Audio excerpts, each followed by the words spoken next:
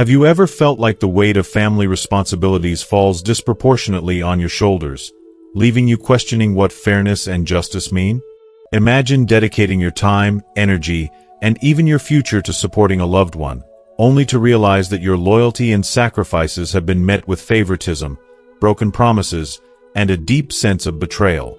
What would you do if you discovered that while you were giving your all for your family, the effort was one-sided, leaving you feeling unseen, undervalued, and exhausted? In today's story, we delve into the emotional and often unspoken realities faced by countless families across the country. It's a story of love and loyalty tested by favoritism, financial inequities, and the heavy burden of caregiving for aging parents. It's a situation many can relate to, a battle between duty and resentment, between self-worth and self-sacrifice, and between the desire to uphold family values and the need to protect your peace of mind. As we explore these dynamics, you'll uncover how favoritism within a family can drive a wedge between siblings, how guilt often becomes a weapon in family conflicts, and how the lack of fairness can strain even the strongest relationships. By the end of this video, you'll not only understand the emotional and psychological toll these struggles take, but also gain practical insights on setting boundaries, asserting your self-respect, and navigating complex family dynamics without sacrificing your mental and emotional well-being. Whether you're a caregiver, a parent, or someone caught in the crossfire of family disputes, this story will resonate deeply with you. It offers lessons that can transform how you view and approach your family relationships.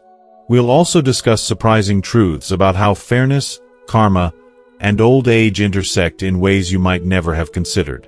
So, stay with us until the end of this video. If you haven't subscribed yet, I encourage you to hit the subscribe button and turn on notifications so you never miss an update. Your support means everything to us, and if you find this video valuable, please consider liking and sharing it to help spread these important lessons to others who may be going through similar struggles. Finally, I'd love to hear your thoughts. If this topic resonates with you, please comment 1 below. If not, comment 0 and share what you'd like to see in future videos. Your feedback helps us create the content you want and need. Now, let's begin this heartfelt and thought-provoking journey. John, my husband, had always been a dutiful son, often to a fault. When his mother, Margaret, could no longer live on her own, the plan was for her to move in with us so we could care for her during her old age. She assured us she would cover her living expenses, making the arrangement seem manageable on the surface. But things took a turn when she discovered my retirement savings. It wasn't long before I, Helen, decided I'd had enough. I packed my bags and moved to stay with Sophia, John's daughter from his previous marriage. John tried to call me after realizing I had left, but I didn't pick up. He must have figured out where I'd gone because he showed up at Sophia's house a day later. Frustrated and desperate, he called her from outside the door, his voice full of irritation and pleading. "Sophia," he said, "you've got to stop causing all this trouble. Come home. The house is in chaos, and we can't go on living like this." I stood beside Sophia, listening as she rolled her eyes and grabbed the phone. Unable to hold back, she replied in a calm yet firm tone, "Dad, listen. Mom is your biological mother. Of course, you should take care of her. That's your responsibility. I've told Mom this. Adding another person to the house is like adding another set of burdens, and if she's not there, why stir up trouble? She's staying with me for now, and how long she stays depends on her mood. As for whether I'll follow her example later, don't worry, I'll make my decisions then. But don't call me again about this." She hung up, and there was silence. For the first time, John seemed to realize that not everyone was willing to shoulder his expectations without question. After that call, he stopped trying to contact me directly, but the matter was far from over. A few days later, I noticed his posts on social media. John had taken to sharing cryptic messages about karma and family obligations. "Not being dutiful to your parents brings bad karma," one post read. Another compared marriage to a flock of birds, saying, "When danger strikes, the birds scatter, each to their own. I couldn't help but laugh at the irony. I had never stopped him from taking care of his mother, Margaret. On the contrary, I had gone out of my way to ensure he had the time and space to do so without interference. But now he was airing his grievances online, portraying himself as a martyr. The truth was, I had no obligation to care for my mother-in-law. As much as I respected family responsibilities, I drew the line to sacrificing my well-being for someone who had never treated my husband fairly. Margaret's favoritism had been evident for years. From the moment we were married, I could see how deeply her neglect had affected John.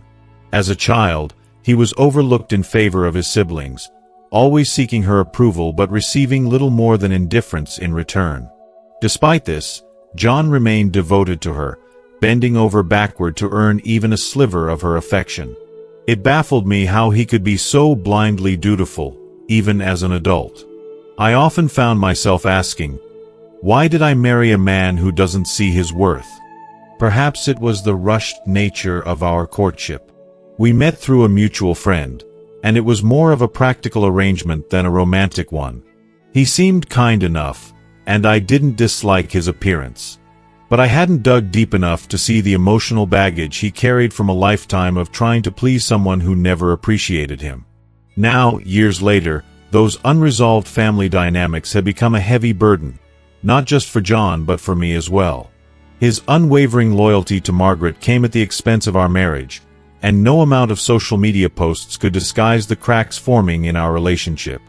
As I reflected on all this, I couldn't help but feel a mix of frustration and sadness.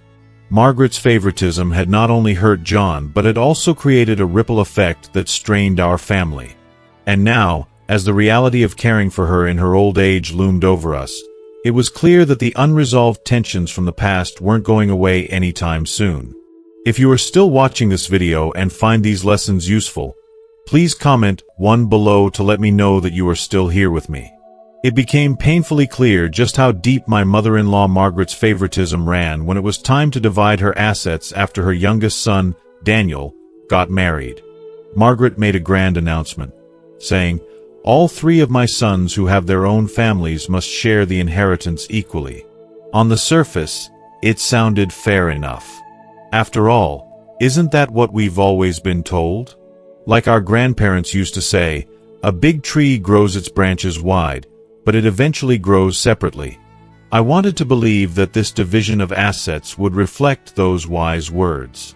But when the moment came, her idea of equal was laughable, infuriating, even. Margaret handed over all the family properties and her savings to Daniel and the middle son, Michael, while telling my husband, John, that as the eldest son, he didn't need anything. Her reasoning? John and Helen both have stable jobs. So why compete with your younger brothers, who are still getting on their feet? It was as though she didn't even consider the sacrifices John had made over the years, or how hard he'd worked to support not just our family but hers as well. To add insult to injury, she left us with a debt of $4,000, equivalent to the 100 million VND in the original story. This was a debt lingering from the time when my father-in-law, Frank, had been seriously ill. A debt that Margaret had no intention of repaying, even though she still had savings. I couldn't wrap my head around her logic. Margaret had the financial means to settle this debt herself, yet she chose to leave it to John. It was as if she believed it was his moral obligation as her eldest son, regardless of the burden it placed on him or our family. What's worse, I later learned there had been an even larger debt. $6,000, 150 million VND, before we were married. John had spent years working tirelessly to pay it off. Although that debt predated our marriage and wasn't my place to argue about, it added to the resentment I felt. Now, this $4,000 debt was supposed to be ours to shoulder as well. When Margaret announced her decision, I couldn't stay quiet. I wanted to demand an explanation, to ask her why she would do something so unfair. But before I could say anything, John, ever the dutiful son, smiled and agreed to take on the debt without so much as a second thought. I was furious, not just at Margaret but at John as well. It was as if he had been conditioned his whole life to accept whatever scraps of approval she threw his way, even if it meant sacrificing his dignity. Margaret must have known I'd object because she had conveniently stated earlier that she would rely on Daniel and Michael for care in her later years and wouldn't need us to look after her. "The house and the money are mine to decide," she'd said with an air of finality. Her words left no room for discussion, and John, as usual, urged me to hold my tongue. "There's no point in arguing, Helen," he said, his voice calm but dismissive. "It's her decision. Let's just let it go." I knew then that no matter what I said, I couldn't change the outcome. And so, the assets were divided, if you could even call it that. John and I received nothing but the lingering debt, while Daniel and Michael walked away with houses, savings, and all the security Margaret could provide. 4 years after the so-called division, Margaret continued to receive financial support from us, even though she claimed to be living independently and enjoying her golden years. In reality, she split her time between Daniel's house and Michael's, staying with each of them for 6 months at a time. To outsiders, it looked like she was spending her retirement in comfort, but I knew better. She wasn't just enjoying her time, she was actively contributing to their households, cooking, cleaning, and helping with their children. It was as if she was trying to buy their favor with her efforts. Meanwhile, our contributions, monthly living expenses and occasional gifts, felt more like obligations than acts of generosity. I resented every dollar we sent her way, especially knowing how unfairly we had been treated. But John, in his usual naive way, didn't see the issue. He genuinely believed we weren't at a loss. "At least she's not asking us to take care of her full-time," he said one day, smiling as though this arrangement was somehow a favor to us. I couldn't take it anymore. "John," I said, trying to keep my voice steady, "do you not see what's happening here? She's living with your brothers, yes, but we're the ones sending her money. How is that not taking care of her? The medical bills we help pay, the Christmas gifts and the birthday money, that's all coming from us. Don't you see how unfair this is?" He looked at me with that same clueless expression he always wore when I challenged him about Margaret. "We don't live close to her," he said, "so it's only right that we contribute more financially. Daniel and Michael are there to handle her day-to-day care." I stared at him in disbelief. "Do you think she needs that much day-to-day care? She's perfectly healthy. And don't you see how much she's doing for them? She's not a burden to them, she's a help. And yet we're the ones stuck with this debt, sending her money every month while they get everything else." He sighed and shrugged, clearly not wanting to argue. "It's just the way things are, Helen. She's my mother, and I have to do what I can for her." I wanted to scream, but I held my tongue. What was the point? John's blind loyalty to Margaret was unshakable. Even when faced with her blatant favoritism, he refused to see her for who she truly was. It was exhausting, frustrating, and deeply unfair. But most of all, it left me wondering how much longer I could tolerate being the one who always had to compromise. I was so frustrated I couldn't help but burst out laughing, a sharp, bitter sound that startled John, my husband. "So let me get this straight," I said, my voice dripping with sarcasm. "The monthly living expenses we send don't count as taking care of your mother?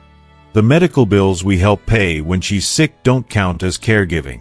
And the Christmas gifts, birthday cards stuffed with cash, and all those other little gestures, none of that counts as taking care of her?" John looked caught off guard.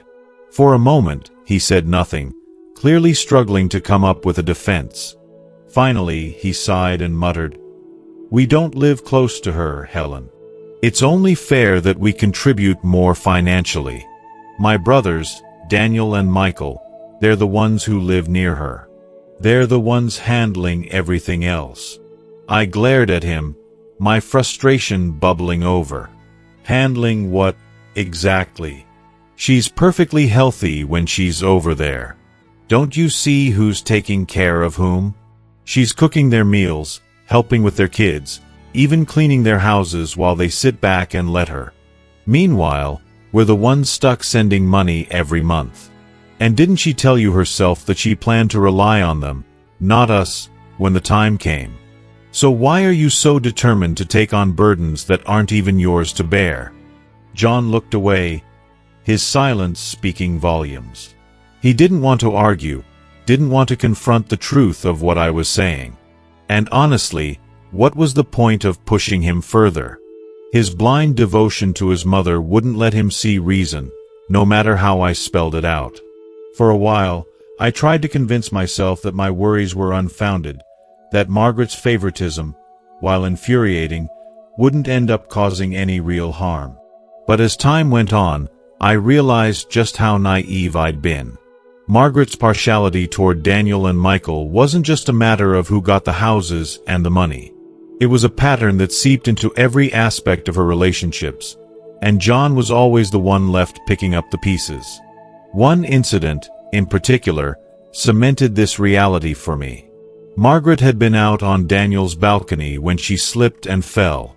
The injury seemed minor at first, a simple fracture, but somehow her condition worsened over time. By the time she was finally taken to the hospital, it was too late. The damage had progressed, and Margaret ended up paralyzed on one side of her body. When I asked why she hadn't been taken to the hospital immediately, the response from Daniel's wife, Emily, left me speechless. "She didn't say anything," Emily said with a shrug. "How were we supposed to know it was serious?" I couldn't believe what I was hearing. Margaret, who had always been so vocal about her expectations for John, had said nothing to Daniel and Emily about her injury. I couldn't decide if it was her pride or their indifference that had led to this outcome, but either way, it was appalling. Inside, I laughed bitterly at the absurdity of it all. Of course, they hadn't taken her to the hospital. Why would they spend their own money when they could just wait and pass the responsibility onto someone else? Someone like John. Now that Margaret's condition had worsened, the question loomed, who would take care of her? For me, the answer was simple. Not us. This wasn't our problem, and I had no intention of letting it become one. I stayed silent, watching as John wrestled with the situation. Deep down, I knew what was coming. He wouldn't be able to say no. No matter how unfairly Margaret had treated him, no matter how much she had favored his brothers, he would always see it as his duty to step in. But I wasn't going to make it easy for him. If John wanted to take on this responsibility, he would have to do it without my support. I was done being the one who sacrificed my peace of mind for a woman who had shown me, and my husband, nothing but disregard. A few days ago, John came home unexpectedly with his mother, Margaret, in tow. I stared at him, dumbfounded, as he announced that he had discussed the situation with his two younger brothers, Daniel and Michael, and they had collectively decided Margaret would live with us. "She'll bring her living expenses," John said, as though that would make the situation more palatable. "You'll only need to put in a little effort to take care of her." I was at a complete loss for words. How could he have made such a decision without even consulting me? His confidence in presenting the arrangement was maddening. When he saw the look on my face, he softened his tone, pleading with me to respect his decision. "Helen," he said earnestly, "please, just think about it. Over the years, I've always done my best to treat your parents well. I never hesitated when they needed help. Can't we do the same for mine?" His words gave me pause. It was true, despite everything, John had been kind to my parents, especially during my father's illness. He had gone out of his way to support us during those difficult times, and I couldn't deny the debt of gratitude I owed him for that. I let out a long sigh, thinking about how I'd managed to care for my father during his hospital stay. Perhaps I could extend the same effort now, especially since I was retired. Margaret's pension, the equivalent of around $300 a month, was supposed to cover her expenses. Surely it wouldn't be too much of a burden, I reasoned. But it didn't take long for the truth to surface, and when it did, I was both furious and deeply amused at the absurdity of it all. As it turned out, Margaret's $300 pension wasn't fully coming to us. Only $125 was allocated to help with her expenses in our home. The remaining $175 was being split between Daniel and Michael, $87.50 each, just like the division of assets all those years ago. It was clear now why Daniel and Michael had so readily agreed to let Margaret move in with us. They were still reaping the financial benefits while avoiding the responsibility of caring for her. I couldn't contain my anger. "John," I said, my voice sharp with disbelief, "do you honestly think I'm a fool?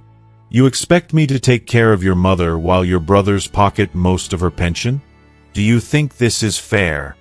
John, as usual, tried to appeal to his sense of duty. "Helen," he said, "we're her children. We must care for her.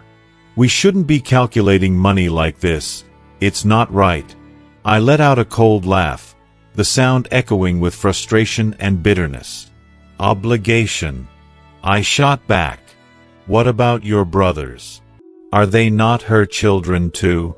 Why do they get to keep their share of her pension without lifting a finger to help? And don't tell me not to calculate money. It's easy for you to say that when I'm the one who will end up doing all the work." John didn't have an answer. He looked at me, his face a mixture of guilt and helplessness, but I was done arguing. I simply suggested packing my things and moving to my daughter Sophia's house. "If you're so determined to take care of your mother," I said, my voice icy, "you can do it yourself. I won't stop you, but don't expect me to be part of it." If you are still watching this video and find these lessons useful, please comment 2 below to let me know that you are still here with me. The truth is, I've never believed it was my obligation as a daughter-in-law to take care of Margaret. She was John's mother, not mine, and the way she had treated him, and by extension me, over the years only reinforced my stance. Margaret's blatant favoritism toward Daniel and Michael was evident to everyone. Yet John continued to act as though her approval was worth sacrificing everything for. Since childhood, John had always been the least favored of her 3 sons. While Daniel and Michael basked in their mother's affection, John was left vying for scraps of her attention. He worked tirelessly to please her, bending over backward to earn even the faintest acknowledgement. And yet, she never seemed to care. I often wondered what had made him so blindly devoted to a woman who gave him so little in return. Why couldn't he see the truth? As I reflected on our marriage, I realized how little thought I'd given to these dynamics when we first met. It had been a simple, practical match, set up through mutual friends. John was kind and hardworking, and while we didn't have a whirlwind romance, there was nothing I particularly disliked about him. But now, years later, I couldn't help but question whether his deep-seated need to please Margaret had been a red flag I'd ignored. It had become the defining feature of our marriage, shaping every decision he made and leaving me to deal with the consequences. Now, with Margaret living under our roof and the financial arrangements so blatantly skewed, I couldn't help but feel trapped. This wasn't the life I had envisioned for myself in retirement, and the resentment I felt was growing by the day. But one thing was clear: I wasn't going to let Margaret, or John's misplaced sense of duty, dictate my happiness any longer. It was during the division of assets after the youngest son, Daniel, got married that Margaret's favoritism became glaringly obvious. She made a grand announcement to the family, declaring, "All 3 of my sons, now that they have families of their own, will share the inheritance equally." At first, the statement seemed fair enough. After all, isn't that the way it's supposed to be? My grandparents often said, "A strong tree grows its branches wide, and when the time comes, those branches grow apart to stand on their own." I wanted to believe Margaret would honor those ideals. But when the moment of truth arrived, her version of equality was a slap in the face. Margaret handed over all the family properties and her savings to Daniel and Michael, the middle son, leaving John, my husband, with nothing. Her reasoning? "You and Helen both have stable jobs," she said, as if that settled the matter. "You don't need anything. So there's no reason to compete with your brothers who are still trying to get on their feet." The audacity of her words left me stunned. It wasn't just that she gave John nothing, it was the way she framed it, as though we were somehow selfish for even expecting to be included. Adding insult to injury, she saddled us with a $4,000 debt, equivalent to 100 million VND. This debt, she explained, stemmed from medical expenses incurred during my father-in-law Frank's illness years earlier. It had never been repaid, and Margaret made it clear that it was now John's responsibility as the eldest son. I later learned that there had been an even larger debt, $6,000, before we were married. John had spent years before our wedding working tirelessly to pay it off. I never brought it up, as it predated me, but this new debt? I couldn't stay silent about it. I wanted to confront Margaret right then and there, to demand an explanation for her unfairness. But before I could say a word, John, ever the loyal son, cheerfully agreed to take on the debt as though it were a badge of honor. His blind devotion to her baffled me. Perhaps Margaret had anticipated my reaction, because she quickly added, "Later on, I'll live with Daniel and Michael. Don't worry. I won't be a burden to you and Helen. The house and the money belong to me, and I'll decide who deserves what." Her words hung in the air like a taunt.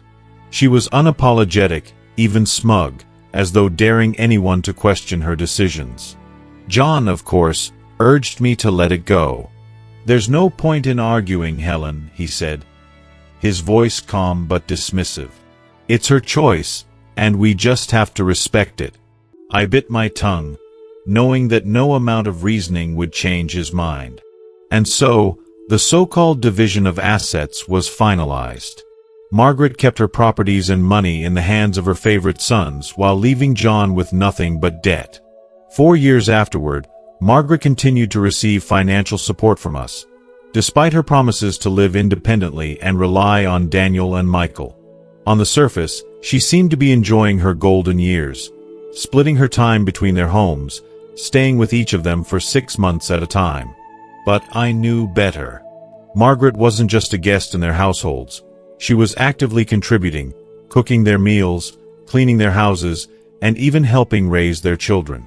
To the outside world, it looked like she was living a life of leisure, but the truth was that she was buying their loyalty with her efforts. Meanwhile, John and I were left to shoulder the financial burden.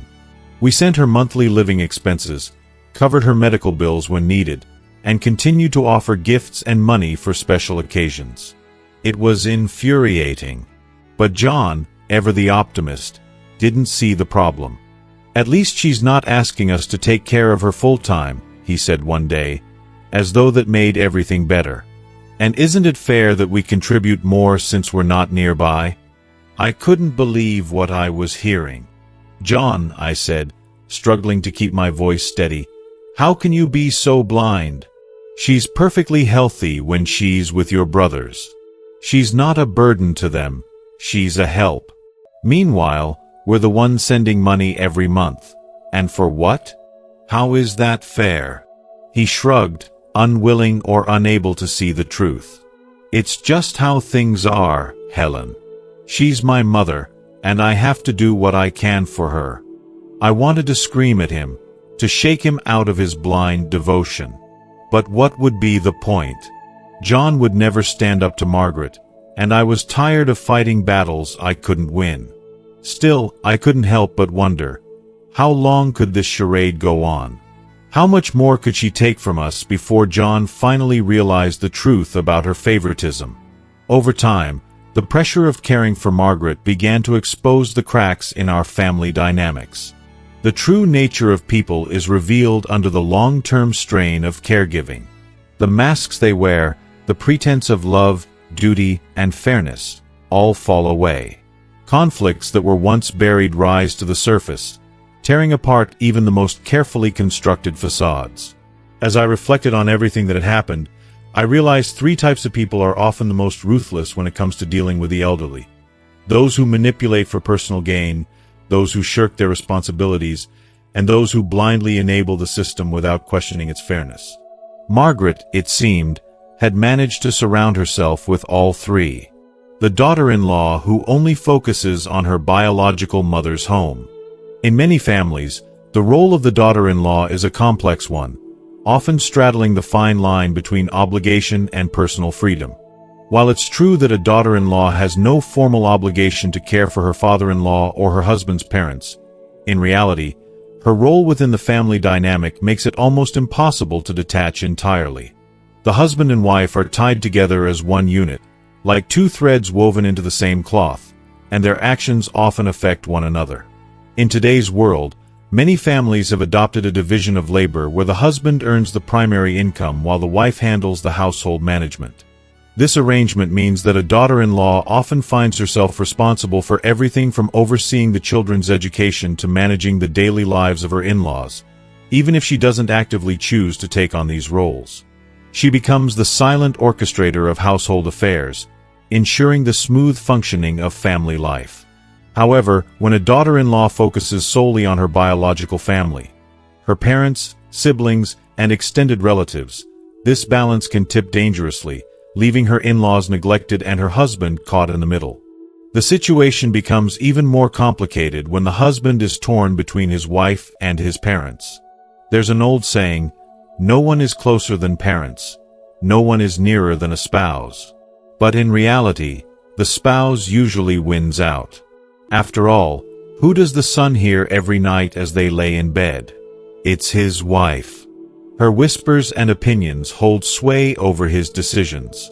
If she decides to prioritize her biological family over his, the in-laws' needs often go unmet. In many cases, the daughter-in-law controls the household finances, and this control can manifest in ways that subtly, yet significantly, impact the in-laws. For instance, the husband's monthly pocket money might be tightly restricted, leaving him with little to spare. Even something as small as buying a pack of cigarettes for his father might require the wife's explicit approval. In this scenario, the idea of the husband providing financial support for his parents, like sending them money for their medical bills or everyday expenses, becomes almost laughable. The daughter-in-law's priorities are elsewhere, and the in-laws, especially the father-in-law, are left to fend for themselves. It's no wonder that the elderly in such families often feel abandoned. The son, busy with his career and family responsibilities, is frequently away from home, leaving his wife to manage things in his absence. But the wife's focus is on her own family, not his. If she takes on the care of her father-in-law at all, it's often most minimally and reluctantly possible. A shared meal might be the best-case scenario, but tasks like cleaning, moving the elderly from room to room, or handling their medical needs are often neglected. The truth is, some daughters-in-law see the passing of an aging in-law as a relief, an opportunity to reclaim their time and even indulge in leisure activities like playing cards or socializing. The ripple effect of generational debt. This neglect is exacerbated by financial strain. In many families, debts accumulate across generations, and the burden of these debts often falls unevenly. Younger siblings, like the youngest brothers, frequently carry the weight of their parents' expectations, particularly if the parents provided significant financial support during their upbringing. These younger siblings often believe that wedding gifts or other familial contributions will be reciprocated down the line, but they're often disappointed. Over time, their relationship with their parents becomes strained, and they distance themselves emotionally and physically. When these children move out and start families of their own, any affection they once had for their parents often fades. This emotional distance is especially pronounced in cases where elderly parents were unfair or neglectful toward their children during their prime. For example, some elderly parents, when they were still healthy and wealthy, showed clear favoritism toward their sons while neglecting their daughters. Later, when the parents become bedridden and in need of care, they suddenly expect their daughters to step in, claiming, "Daughters are also blood. You have a responsibility to support us." The wounded daughters. For many daughters, these demands reopen old wounds. They remember the years of hurt, the times they were overlooked or undervalued in favor of their brothers, and these memories make it nearly impossible for them to fulfill their parents' requests. When elderly parents call their daughters, asking to move in or receive financial help, the daughter's first response is often one of reluctance. Why should they give their time, energy, and money to parents who cause them so much pain? This cycle creates a ripple effect. Daughters keep their distance, not out of malice but as a form of self-preservation. Every interaction with their parents feels like pouring salt into an unhealed wound. The emotional weight is too great, and rather than subject themselves to further hurt, they choose to prioritize their well-being. The unspoken pain. The reality is that families are rarely as harmonious as they appear on the surface. The unspoken pain, the unhealed wounds, and the unaddressed conflicts all simmer beneath the surface, shaping how each generation interacts with the next. Daughters-in-law who prioritize their own families, children who distance themselves from parents who failed them, and elderly parents left to wonder where they went wrong. These are not isolated stories. They are part of a larger, more complex narrative about family, loyalty, and the delicate balance between obligation and personal boundaries. The spoiled son who only knows how to destroy. Some sons are raised with an overwhelming sense of entitlement, indulged by their parents to the point where they lose sight of responsibility and empathy.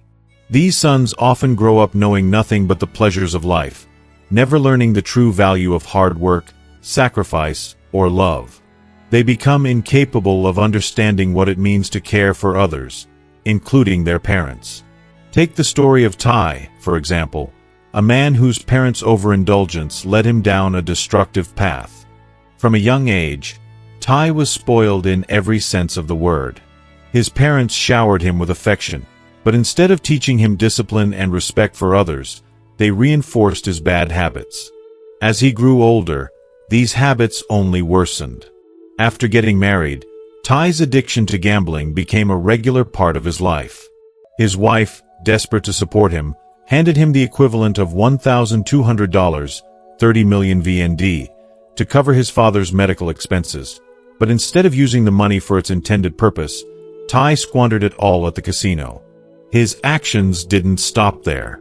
They also took an additional $4,000, 100 million VND, from his father's savings, and once again, he used it to gamble. When his wife discovered what had happened, she called the family together, demanding an explanation.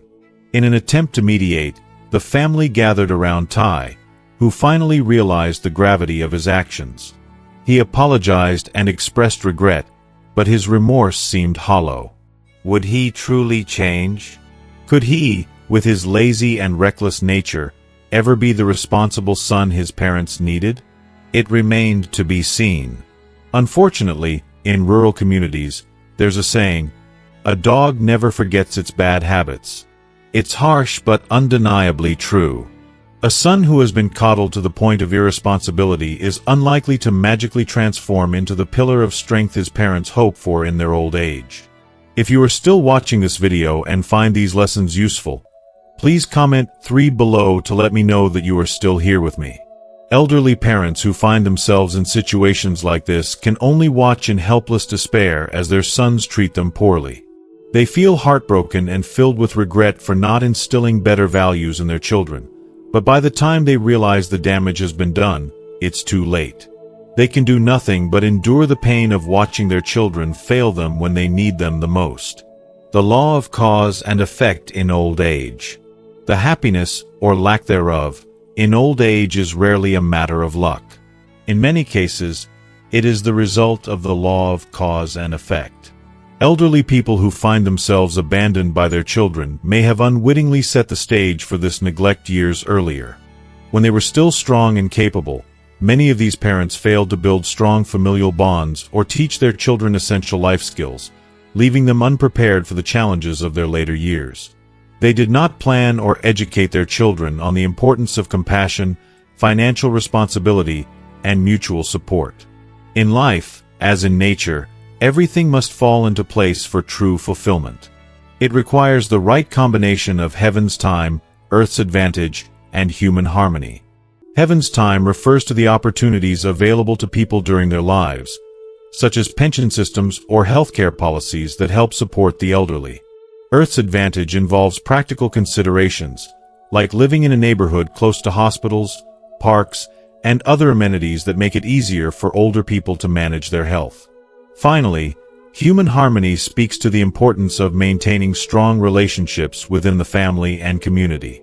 When these three elements are aligned, the elderly are less likely to find themselves abandoned or unsupported in their later years. Preparing for old age should begin long before the body begins to show signs of wear. If parents have provided for their future, setting aside pensions, managing finances wisely, and choosing a place to live that offers support, they won't have to rely heavily on their children. The same applies to raising children. Parents should encourage their kids to become responsible, respectful, and capable individuals. This means prioritizing education and teaching the values of hard work, empathy, and kindness.